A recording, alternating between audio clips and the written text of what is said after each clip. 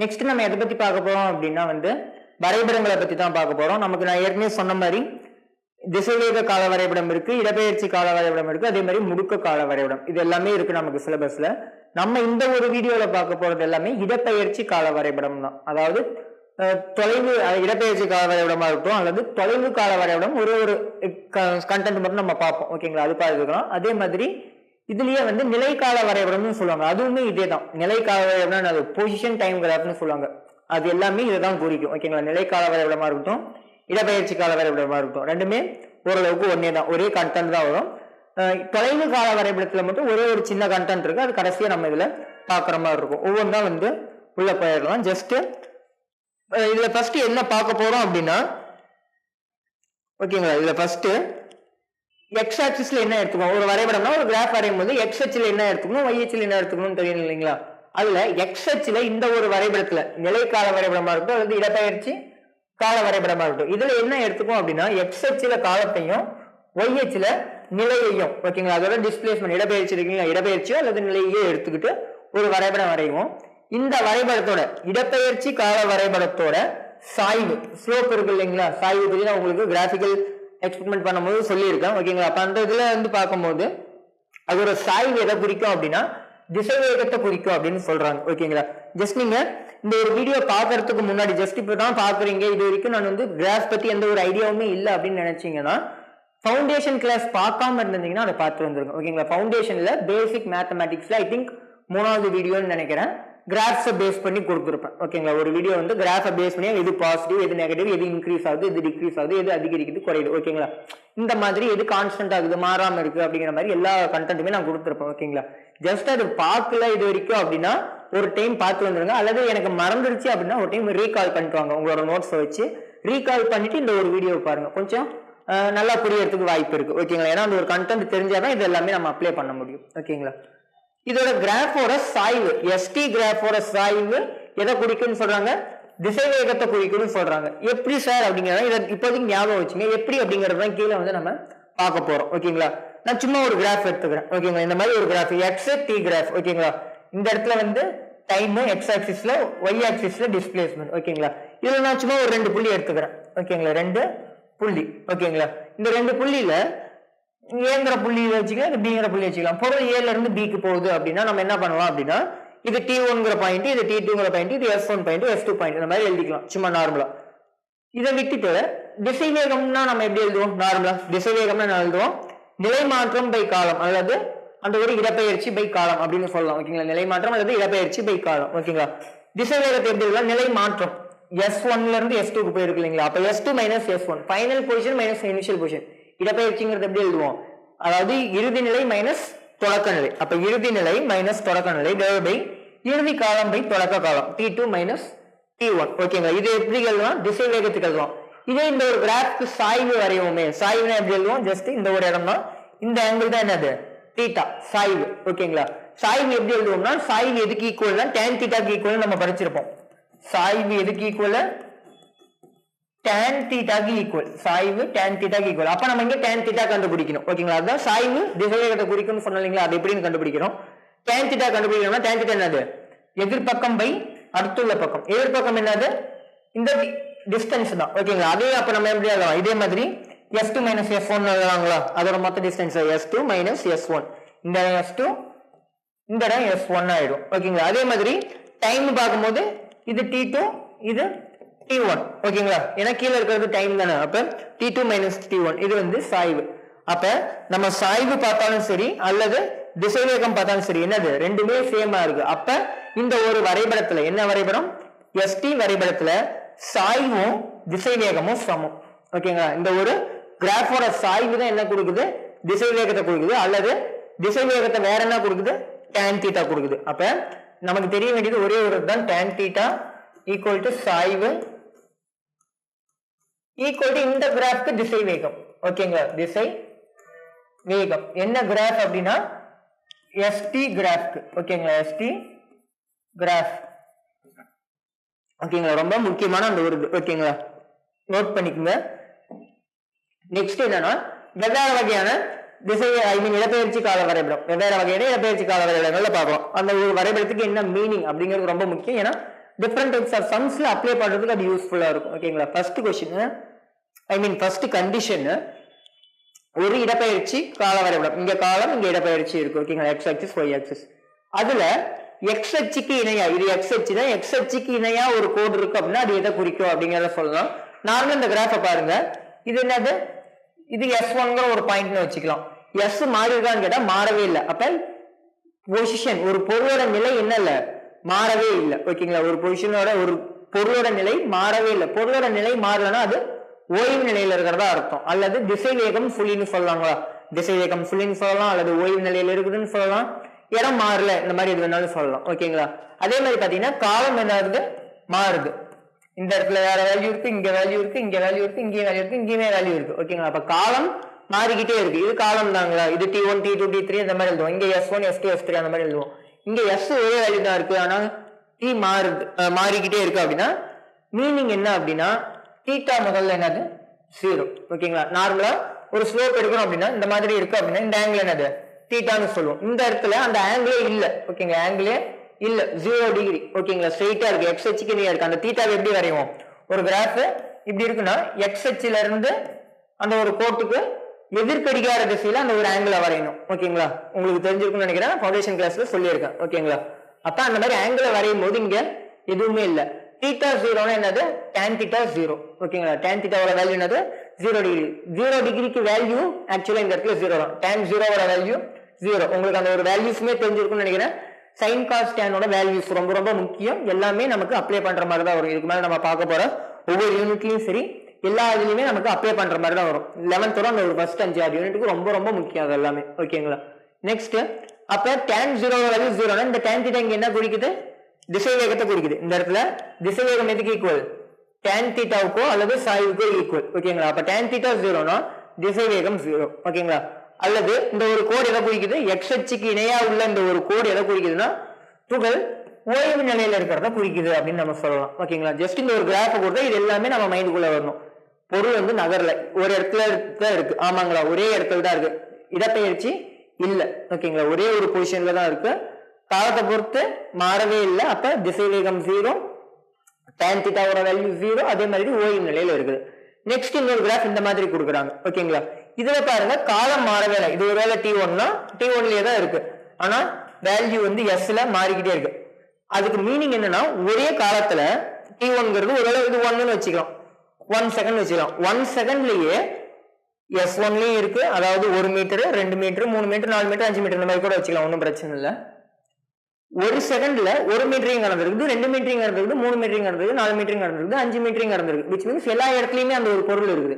அப்படி இருக்கிறதுக்கு வாய்ப்பு இல்லை. ஓகேங்களா? அப்படி இருக்கிறதுக்கு வாய்ப்பு இல்லை. அதே மாதிரி ஆங்கிள் என்ன வரும், 90 டிகிரி வரும் ஸ்ட்ரெயிட்டா. நீங்க அது எப்படின்னா ஜஸ்ட் ஆங்கிள் என்ன வரும், இந்த இடம் 90 டிகிரி. 90 டிகிரினா tan 90யோட வேல்யூ இன்ஃபினிட்டி. இன்ஃபினிட்டி என்னது, முடிவிலி. இந்த இடத்துல திசை வேகம் என்னன்னா முடிவிலி. எதனால திசை வேகம் முடிவிலின்னு சொல்றோம், தீட்டா முடிவிலின்னா தீட்டாவோட வேல்யூ இன்ஃபினிட்டினா திசை வேகம் ஏன் முடிவிலின்னு சொல்றோம். இந்த இடத்துல தீட்டா எதை குறிக்கும், திசை வேகத்தை குறிக்கும். அந்த ஒரு கோடு எதை குறிக்கும், திசை வேகத்தை குறிக்கும். இந்த மாதிரி ஒரு கண்டிஷன் பாசிபிள் இல்லைன்னு சொல்றாங்க நடைமுறையில. ஏன் அப்படின்னா ஜஸ்ட் கவனிங்க, நான் ஒருத்தர் இங்க என்ன பேசிட்டு இருக்கேன் அப்படின்னா இந்த ஒரு நிமிஷத்துல நான் இங்கதான் இருக்க முடியும். ஆமாங்களா? இதே நேரத்துல நான் வேற எங்கேயும் இருந்து பேச முடியுங்களா, அல்லது வேற எங்கேயும் இருந்து எதுவும் பண்ண முடியுமா, கண்டிப்பா முடியாது. ஒரு காலத்துல ஒருத்தர் அல்லது ஒரு பொருள் ஒரு இடத்துல தான் இருக்க முடியும். ஆனா இந்த ஒரு கிராஃப் என்ன சொல்லுது, இந்த ஒரு காலத்துல இங்கேயே இருக்கு, இங்கேயே இருக்கு, இங்கே இருக்கு, இங்கே இருக்கு, எங்க வேணாலும் இருக்கு, வெவ்வேறு இடத்துல இருக்கு, முடிவிலி வரைக்கும் இருக்கு அப்படின்னா அது வாய்ப்பு இல்லை. அப்ப இந்த மாதிரி கிராஃப் நடைமுறையில பாசிபிள் இல்லை. சில கொஸ்டின்ஸ் கேட்பாங்க, கீழ்கண்ட எந்த வரைபடங்கள் நடைமுறையில் சாத்தியமற்றது அல்லது சாத்தியம் உள்ளது, இந்த மாதிரி கொஸ்டின்ஸ் கேட்பாங்க. 4-5 கிராஃப்ஸ் கொடுத்துரு. அப்ப இந்த மாதிரி கிராஃப் இருந்துச்சு அது சாத்தியம் இல்லை அப்படின்னு நமக்கு தெரியணும். ஒரே காலத்துல வெவ்வேறு நிலையில இருக்க முடியாது. ஓகேங்களா? அடுத்த கண்டிஷன், மூணாவது கிராஃப் பாருங்க. இந்த மாதிரி ஒரு கிராஃப் இருக்கு. ஓகேங்களா? இந்த மாதிரி கிராஃப் இருக்குன்னா இது என்னது, தீட்டான்னு நம்ம சொல்லுவோம். ஓகேங்களா?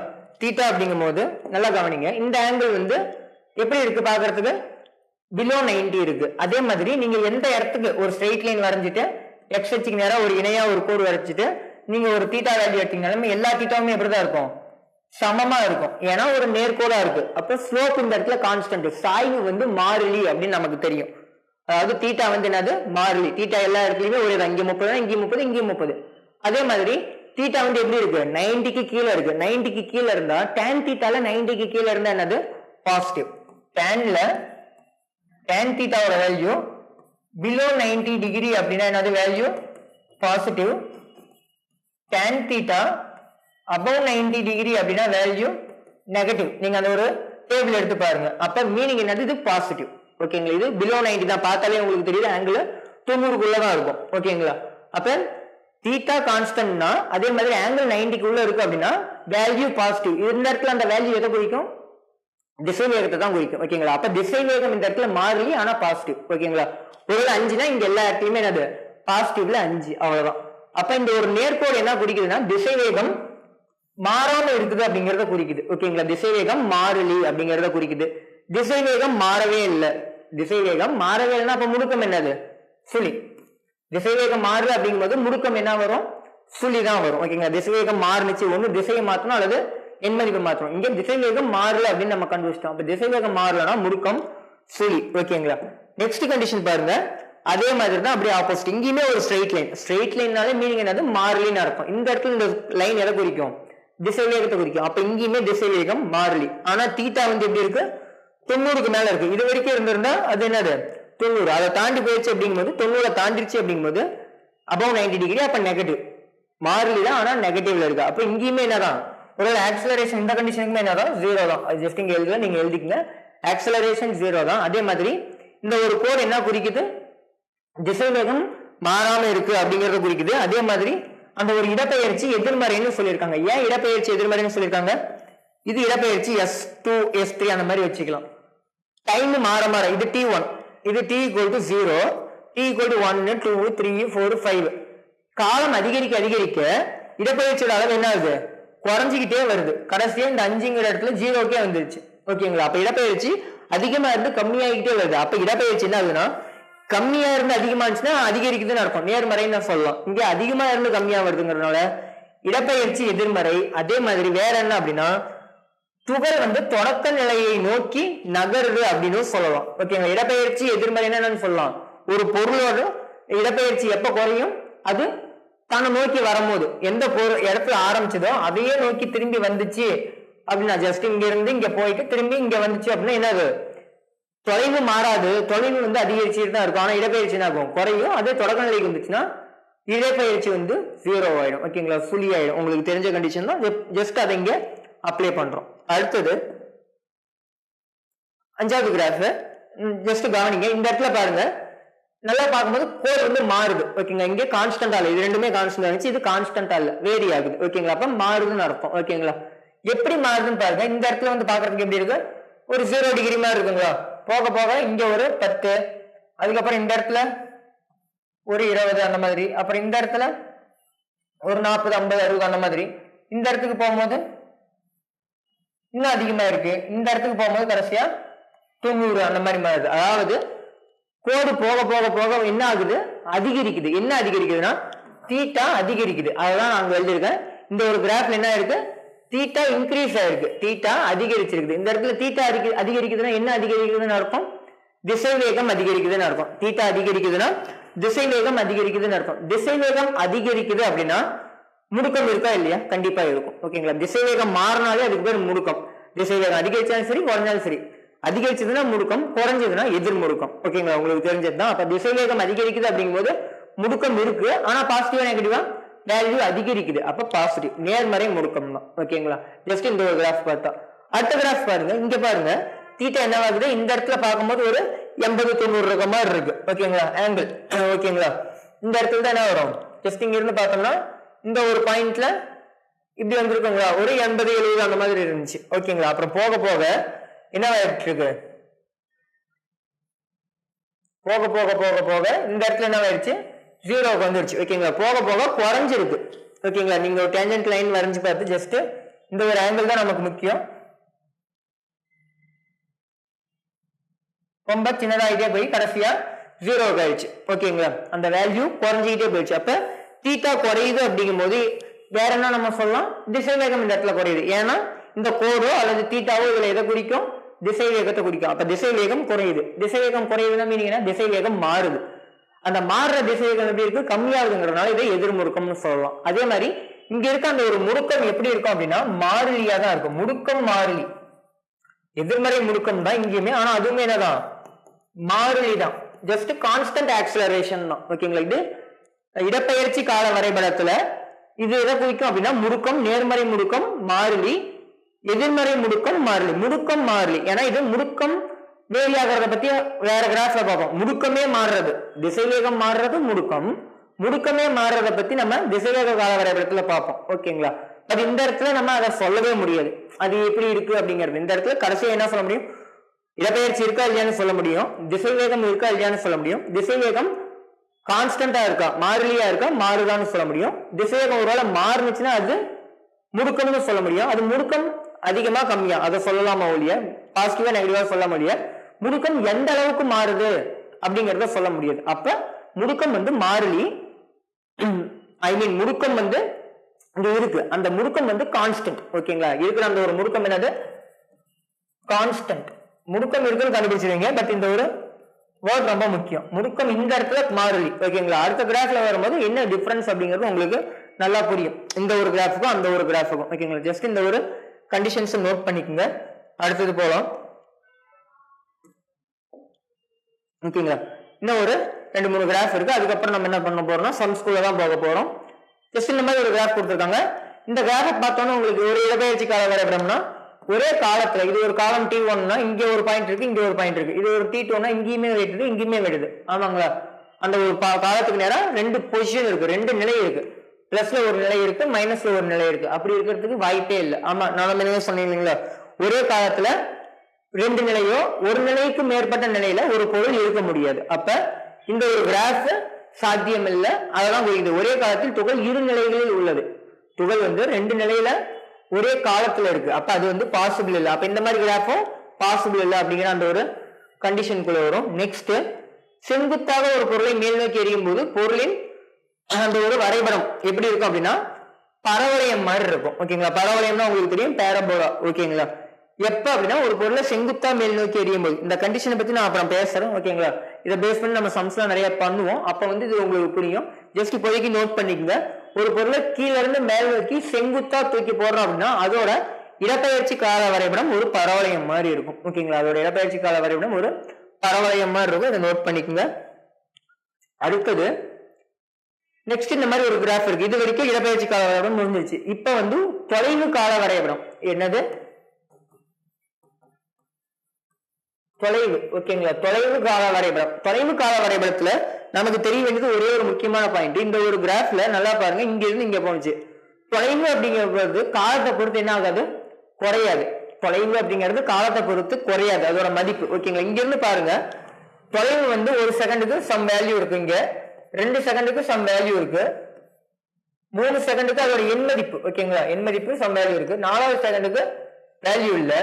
இதே மறுபடியும் பாருங்க, அதே 5வது செகண்டுக்கு என்ன ஆயிடுச்சு அப்படின்னா சம்திங் குறைஞ்சிருச்சு. 6வது செகண்டுக்கு பாக்குறீங்கன்னா இன்னும் சம்திங் குறைஞ்சிருச்சு, 7வது செகண்டுக்கு குறைஞ்சிருச்சு. அதுக்கப்புறம் இங்க கொஞ்சம் கொஞ்சமா போக போக வேல்யூ குறைஞ்சிக்கிட்டே வருது. தொலைவு அப்படிங்கிறது காலத்தை பொறுத்து குறையாது. ஓகேங்களா, அப்ப அந்த ஒரு கிராஃப் பாசிபிள் இல்லை. எது வரைக்கும்னா இதுல இருந்து இது வரைக்கும் பாசிபிள். தொலைவு காலத்தை பொறுத்து இது இருக்கலாம், பிரச்சனை இல்லை. இதை தாண்டி வரும்போது என்ன ஆகுது, தொலைவு காலத்தை பொறுத்து குறையுது. அப்ப இங்க ஏ வரைக்கும் வந்து சரியாதான் இருக்கு, அதுக்கு கீழே இருக்கிறது என்னது பாசிபிள் இல்லை அப்படிங்கிறத குறிக்குது. அதே மாதிரி இன்னொரு ஃபார்முலா உங்களுக்கு தேவைப்படும். என்ன அப்படின்னா 2 துகள் இருக்கு, 2 துகளும் வந்து இடப்பெயர்ச்சி கால வரைபடத்துல வந்து திசை வேகத்தை கண்டுபிடிக்க சொல்றாங்க. ஓகேங்களா, 2 துகள் இருக்கு, 2 துகளும் வந்து இடப்பெயர்ச்சி கால வரைபடத்துல சம்திங் இந்த மாதிரி போகுது. கிராஃப் கொடுத்துட்டாங்க அப்படின்னா இது ஒரு துகள், இது இன்னொரு துகள்.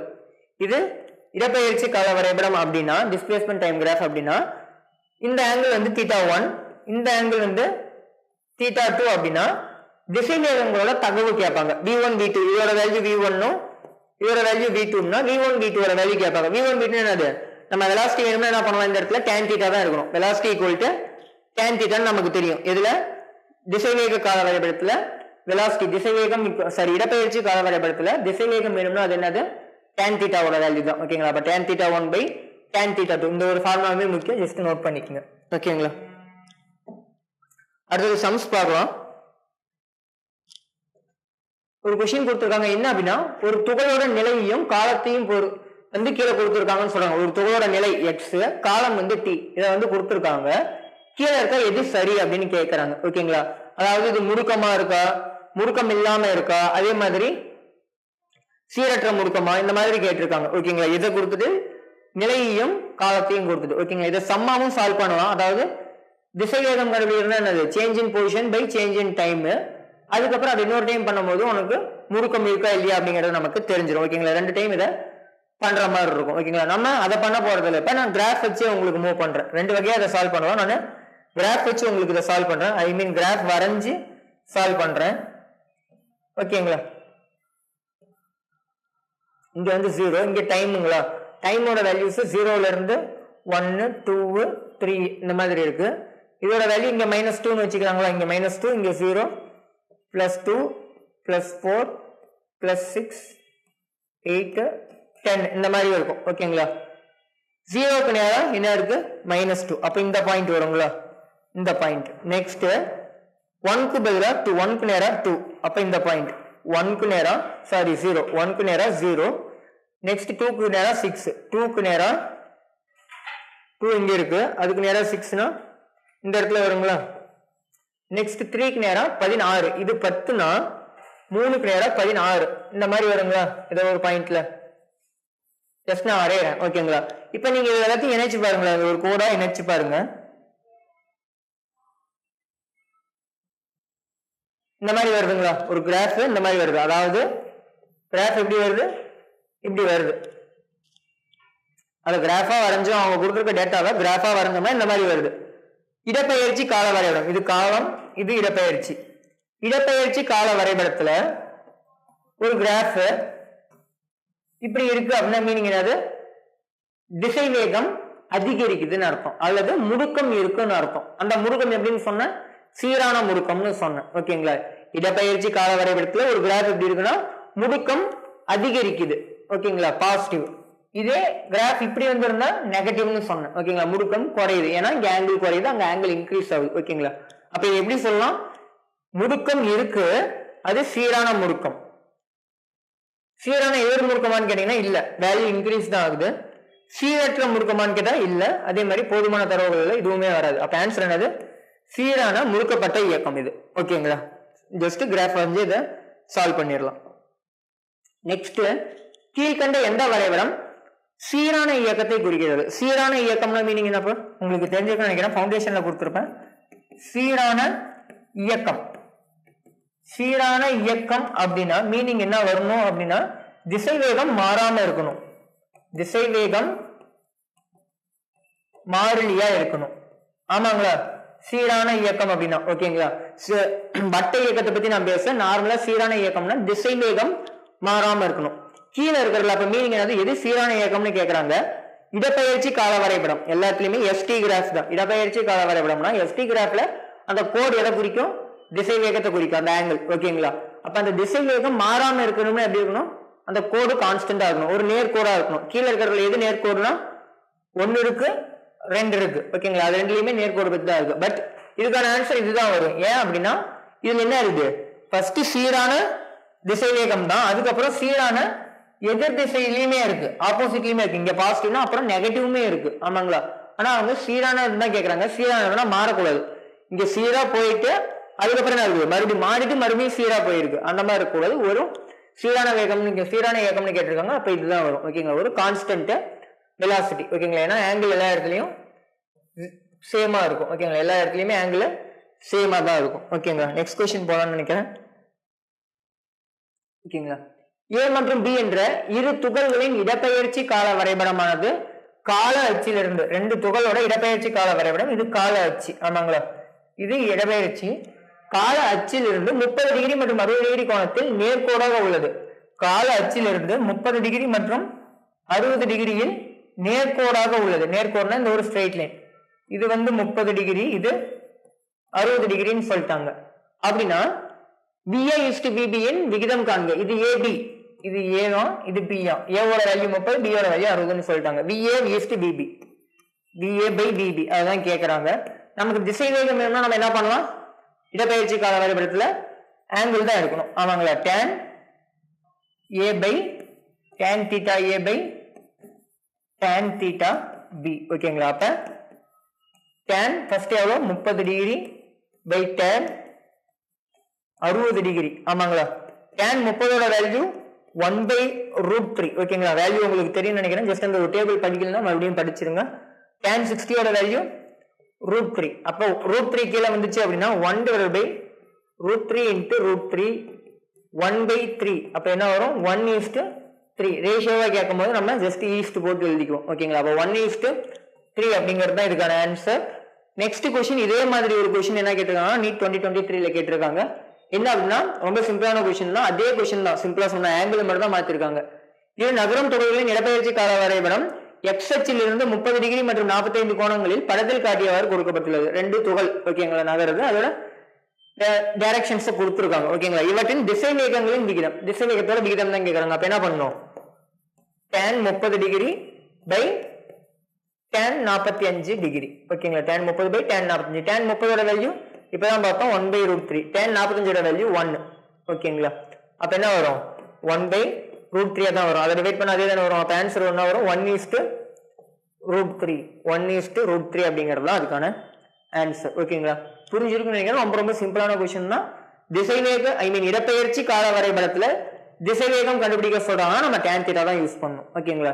ஜஸ்ட் tan theta யூஸ் பண்ணணும், அல்லது வேற எதாவது மாதிரி இருக்குன்னா சேஞ்ச் இன் பொசிஷனை யூஸ் பண்ணணும். ஓகேங்களா? திசைவேகம் கேட்கறாங்க அப்படின்னா திசைவேகமோ அல்லது வேகத்தை பத்தியே பேசுறாங்க அப்படின்னா சேஞ்ச் இன் பொசிஷன், அதாவது நிலைமாற்றம் பை கால மாற்றம், அதுதான் நம்ம யூஸ் பண்ணணும். நார்மலா நம்ம பண்றது.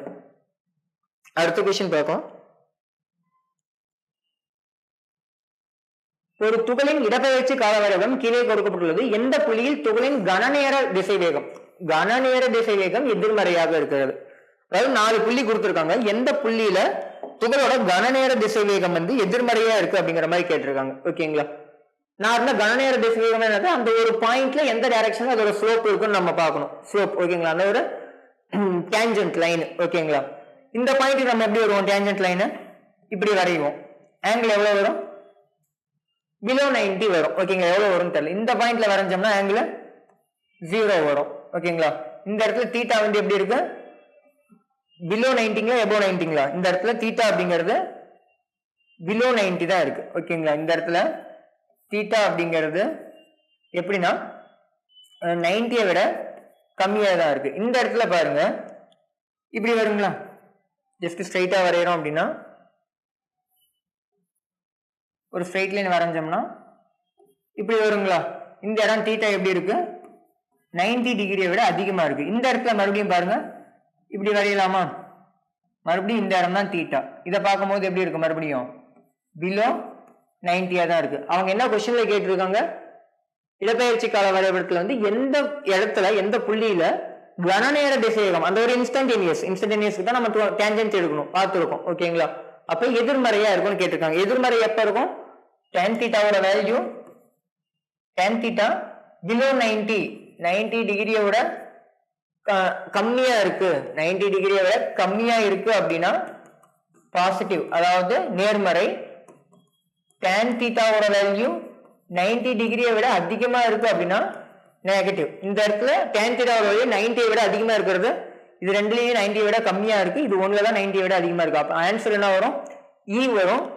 ஆப்ஷன்ல இ இல்ல, ஜஸ்ட் ஏதோ மிஸ்டேக் பண்ணிருப்பேன் எழுதும் போது, ஒன்றும் பிரச்சனை இல்லை. ஏதோ ஒரு ஆப்ஷனை மாத்திங்க, ஜஸ்ட் இந்த ஒரு ஈக்குவேஷனை மாத்திக்கலாம்னு நினைக்கிறேன். இதுதான் இதுக்கான ஆன்சர் வரும். ஓகேங்களா? அது ஒன்றும் பிரச்சனை இல்லை. ஆன்சர் என்ன வருதுக்கு இதுதான் வரும். ஓகேங்களா? ஆப்ஷன்ல நீங்க தேர்ட் ஆப்ஷனை ஈன்னு மாத்திக்கங்க. ஓகேங்களா?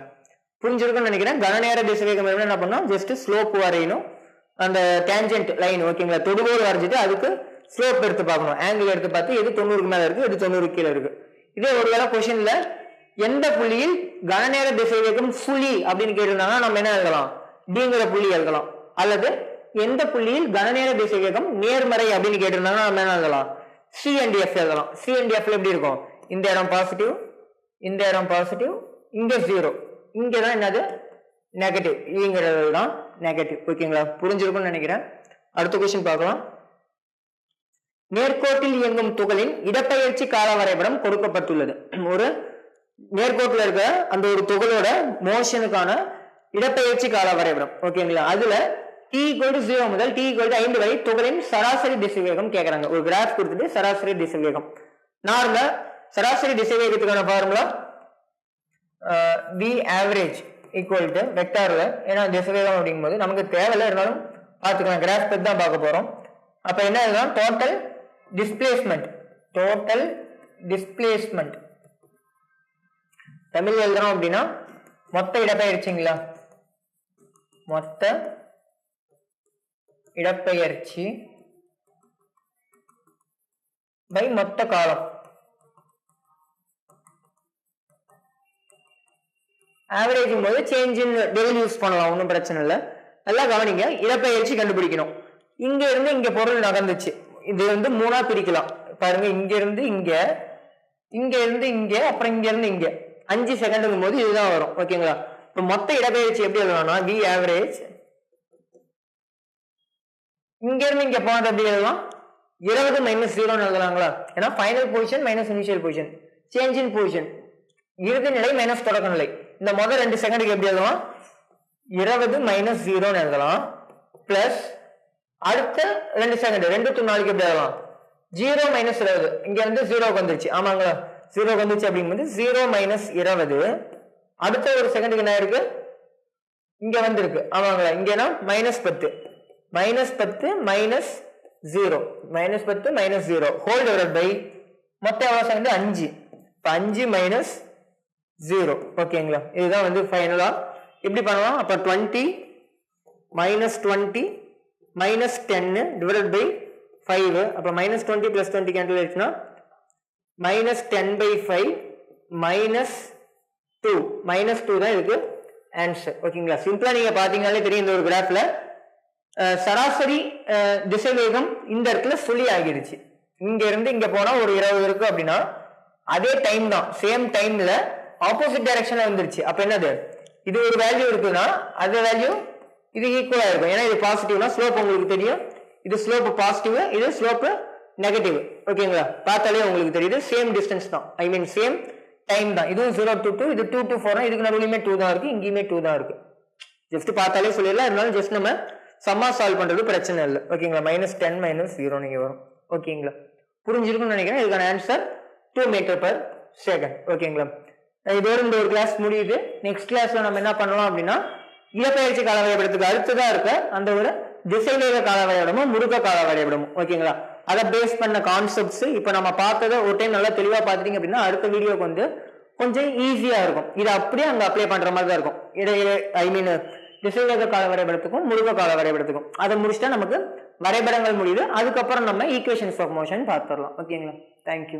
Future Vision Study Center, SKS Hospital Road, opposite to Hotel Lakshmi Prakash, near New Bus Stand, Salem. cell 90420 30163.